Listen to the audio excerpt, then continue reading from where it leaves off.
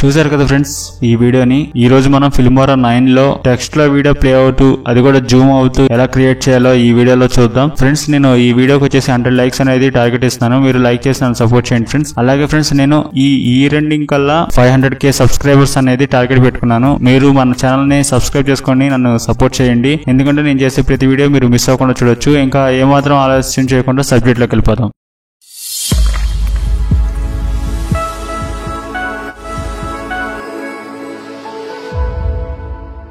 Friends దానికోసం మనం Filmora 9 అనేది ఓపెన్ చేసుకోవాలి.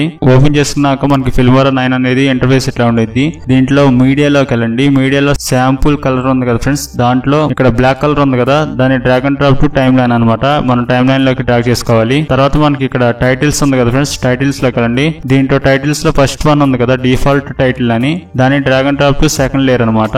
ఇక్కడ డబుల్ క్లిక్ ఇవ్వచ్చు, లేదంటే మనం ఆ టైటిల్ లేయర్ మీద డబుల్ క్లిక్ ఇచ్చినా మనకి ఇలా ఆప్షన్స్ అనేవి వస్తాయి. దీంట్లో ఇక్కడ మీరు ఏదైతే నేమ్ ఇవ్వాలనుకుంటున్నారో ఆ నేమ్ అనేది ఇచ్చేసుకోవచ్చు. నేను మీకు చూపించడం కోసం క్లాస్ అని ఇచ్చేస్తాను. చూడండి CLASS. ఇదే ఇవ్వాలని లేదు, మీకు ఏదైతే ఇంట్రెస్ట్ ఉందో ఆ టైటిల్ అనేది ఇక్కడే ఇచ్చేసుకోవచ్చు. నెక్స్ట్ మనం ఇక్కడ అడ్వాన్స్డ్ ఉంది కదా ఫ్రెండ్స్, అడ్వాన్స్డ్ క్లిక్ చేయండి. ఇక్కడ మనం టైటిల్ కలర్ చేంజ్ చేసుకోవచ్చు, ఫాంట్ చేంజ్ చేసుకోవచ్చు, అలాగే సైజ్ కూడా చేంజ్ చేసుకోవచ్చు. ఇక్కడ అన్ని మనం కస్టమైజ్ చేసుకోవచ్చు అనమాట.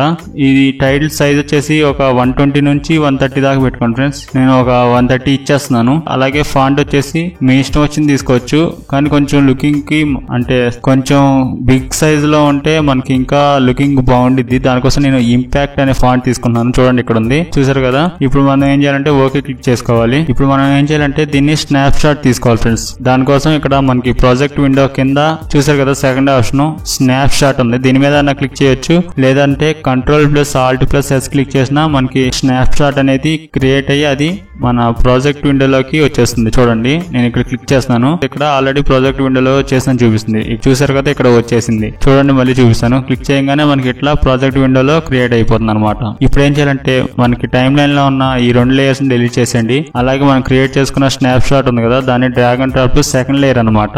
చూడండి టైమ్ లైన్ లో సెకండ్ లేయర్ లో తీసుకోవాలి. అలాగే మనం టైమ్ లైన్ అనేది జూమ్ చేసుకుందాం, అంటే కొంచెం మనం ఎడిటింగ్ చేసుకోవడానికి ఫ్రీగా ఉండిద్ది. లేదు అంటే ఇలా చేసుకోవచ్చు, లేదంటే ఇక్కడ ఇది ఉంది కదా ఫ్రెండ్స్, ఈ ఆప్షన్ దీని మీద క్లిక్ చేసినా మనకి టైమ్ లైన్ అనేది ఫుల్ గా కనబడుతుంది. ఇప్పుడు మనం ఈ విండో మీద క్లిక్ చేస్తే మనకి ఇట్లా ఆప్షన్స్ వస్తాయి. కొంచెం లైట్ గా జూమ్ అనేది చేసుకుందాం, ఎందుకంటే కొంచెం చిన్నది అయిపోయింది, సో దానివల్ల కొంచెం జూమ్ చేసుకున్నాను. అలాగే ఇది కరెక్ట్ గా సెంటర్ లో ఉండేటట్టు చేసుకోవాలి ఫ్రెండ్స్. ఇప్పుడు ఏం చేయాలంటే మనం ఈ లేయర్ డ్యూరేషన్ తగ్గించుకుందాం. దానికోసం రైట్ క్లిక్ చేసి ఇక్కడ డ్యూరేషన్ ఉంది కదా, దాని మీద క్లిక్ చేస్తే మనకి ఈ విండో ఓపెన్ అవుతుంది. ఫస్ట్ వన్ వచ్చేసి ఫ్రేమ్స్ ఫ్రెండ్స్, సెకండ్ వన్ వచ్చేసి సెకండ్స్, అలాగే తర్వాత మినిట్స్, తర్వాత అవర్స్. మనకి 1 సెకండ్ సరిపోతుంది. అలాగే 20 నుంచి 24 ఫ్రేమ్స్ తీసేసుకోవచ్చు. ఎందుకంటే నేను తీసుకున్న సీక్వెన్స్ వచ్చేసి 24 ఫ్రేమ్స్ ఫ్రెండ్స్. దానివల్ల నేను ఇక్కడ 1 సెకండ్ తీసుకుంటున్నాను.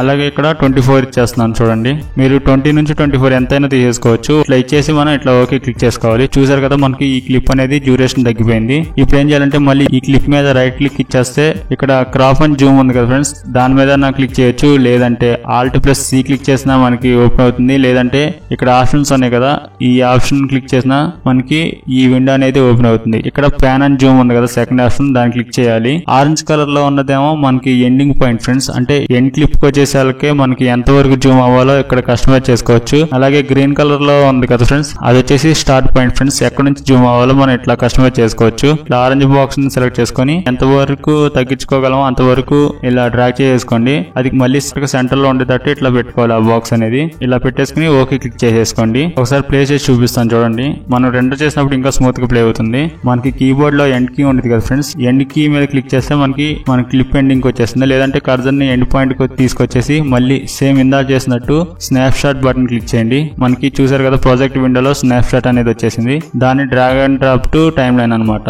మళ్ళీ సేమ్ ఈ క్లిప్ ని డ్యూరేషన్ తగ్గించుకుందాం. దానికోసం రైట్ క్లిక్ ఇచ్చేసి ఇక్కడ డ్యూరేషన్ ఉంది కదా ఫ్రెండ్స్, డ్యూరేషన్ క్లిక్ చేయండి. ఇది మనకి ఒక 5 to 7 ఫ్రేమ్స్ ఉంటే సరిపోతుంది. మనకి లాస్ట్ లో ఉండే మాత్రం ఫ్రేమ్స్, సో ఇక్కడ 05 ఒక 5 ఫ్రేమ్స్ అనేది తీసుకున్నాను. ఓకే క్లిక్ చేస్తున్నాను. దీన్ని కూడా సేమ్ రైట్ క్లిక్ ఇచ్చేసి క్రాప్ అండ్ జూమ్ అని క్లిక్ చేసుకోవచ్చు. లేదంటే ఇక్కడ ఈ ఆప్షన్ క్లిక్ చేసిన ఈ విండో ఓపెన్ అవుతుంది. దీంట్లో పెన్ అండ్ జూమ్ లోకి వెళ్ళండి. ఇది వచ్చేసి మనకి స్టార్టింగ్ బ్లూ కలర్ అవుతుంది కదా, స్టార్టింగ్ పాయింట్ వచ్చేసి అది అనేది కొంచెం బోర్డర్స్ అనేది తగ్గించుకోండి. ఇక్కడ నుంచి జూమ్ అయితే సరిపోతుంది. అలాగే end point orange colour box ఉంది కదా, దాన్ని క్లిక్ చేయండి.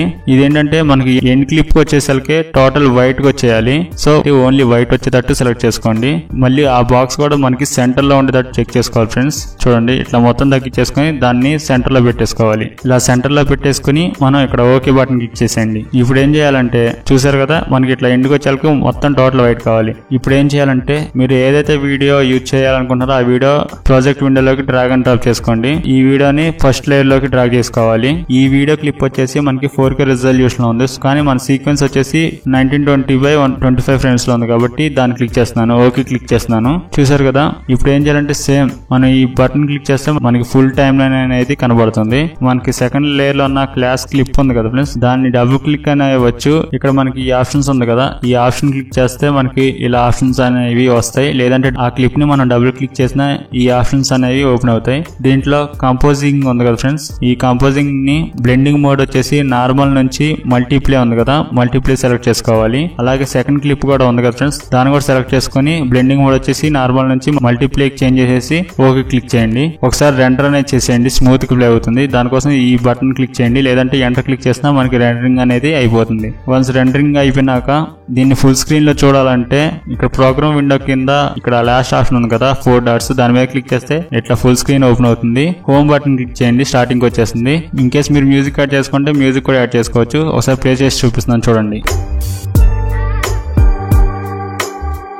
చూసారు కదా ఫ్రెండ్స్, మనం ఎంతో ఈజీగా మనం ఫిల్మోరా 9 లో టెక్స్ట్ లో వీడియో ప్లే అవుతూ అది కూడా జూమ్ అవుతూ ఇలా ఈజీగా క్రియేట్ చేసుకోవచ్చు. ఫ్రెండ్స్ మీకు ఈ వీడియో నచ్చిందని అనుకుంటున్నాను. మీకు ఈ వీడియో నచ్చినట్టయితే లైక్ చేయండి, అలాగే షేర్ చేయండి. సబ్స్క్రైబ్ చేసుకోవడం మాత్రం మర్చిపోకండి. Thank you so much friends.